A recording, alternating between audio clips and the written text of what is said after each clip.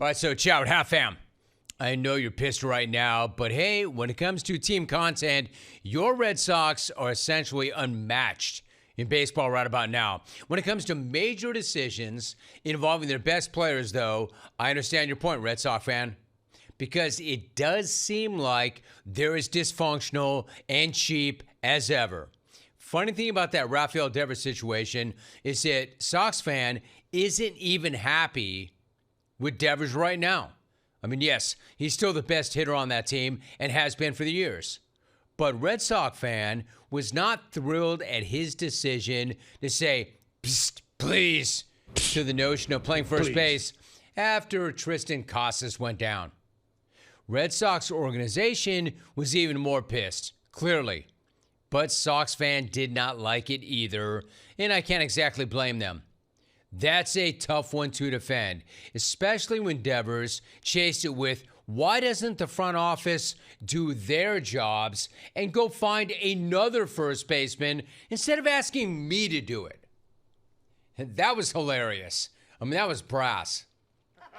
But not exactly the greatest example of leadership ever, especially from a guy who just started a 10-year, $313 million contract. Clearly, something broke beyond repair with the team when Devers did that.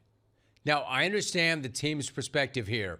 I understand that on some degree, his point that you guys promised me when I signed that contract that I would be the third baseman. I get that. And the Red Sox, though, were like, we didn't promise you bleep. The person who promised you that got fired, and now we're paying you $300 million plus.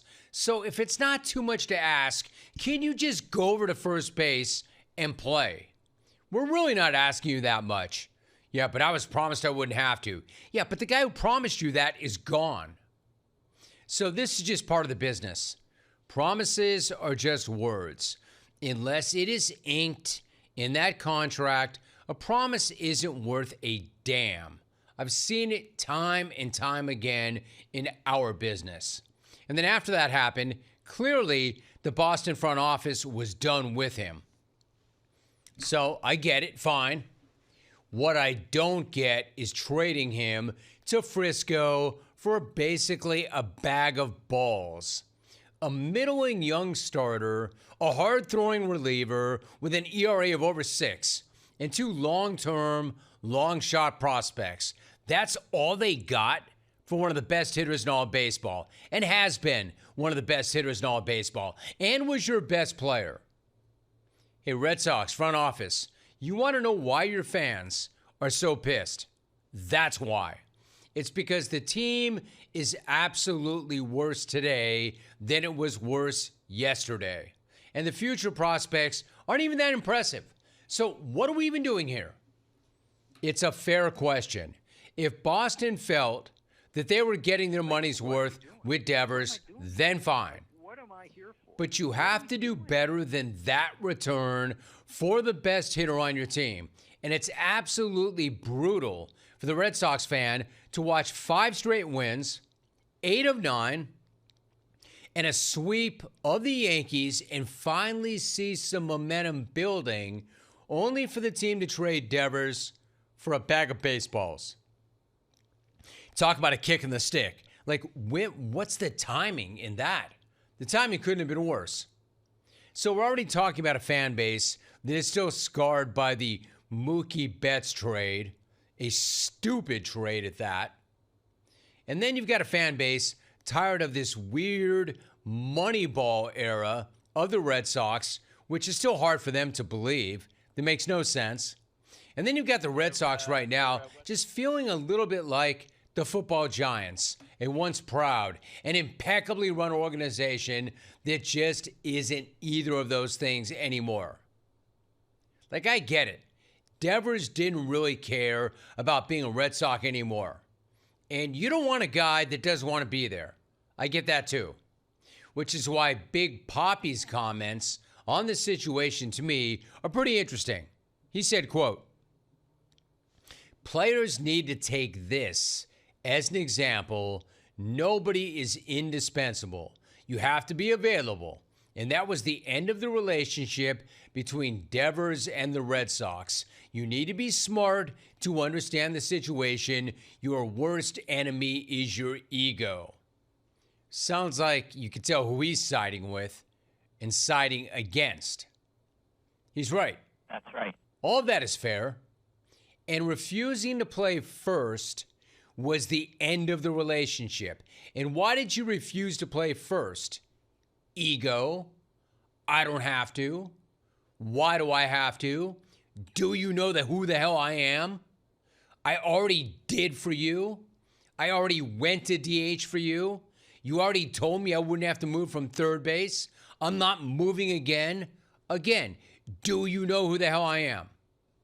But at the same time, it doesn't really seem like Devers gave a crap about being a member of the Red Sox. It kind of seems like he wanted out. So his ego wasn't his enemy. His ego was his best friend in this case because his ego got him to a better team and a better situation. And he wanted out. So, of course, he could have handled a lot of things better this year and should have. But in the end, Devers got over. Like he was rewarded for that behavior. Like he plotted his own nuanced version of Operation Shutdown. And then he executed it to perfection. He got to the Giants, and the Giants are thrilled to have him. And then on top of that, the Giants fleeced the Red Sox. And the Red Sox just got worse. So they can shame and slander Devers all they want. They might even be right. But how does that help them win? How does that make them better? It doesn't. As for the Giants, what a swing for Buster Posey. This is the best hitter they've added in a long time. Again, they haven't had a 30 home run hitter since Baroyd back in 2004. Since Baroyd was roided out of his mind. Since Baroyd's head was growing. So Devers is exactly the kind of bat that they've been missing and that they need if they're going to seriously compete in the best division in baseball. And clearly Frisco was watching that Boston situation very closely and just waiting for the right moment to pounce. Considering the price tag, they found the right moment to pounce. Posey was already on KNBR today, claiming victory and declaring it a great day for the Giants organization. And he was right. It's a great right. day for us and the Giants organization. And like I mentioned earlier, just thrilled that Devers is going to be in a Giants uniform for a long time.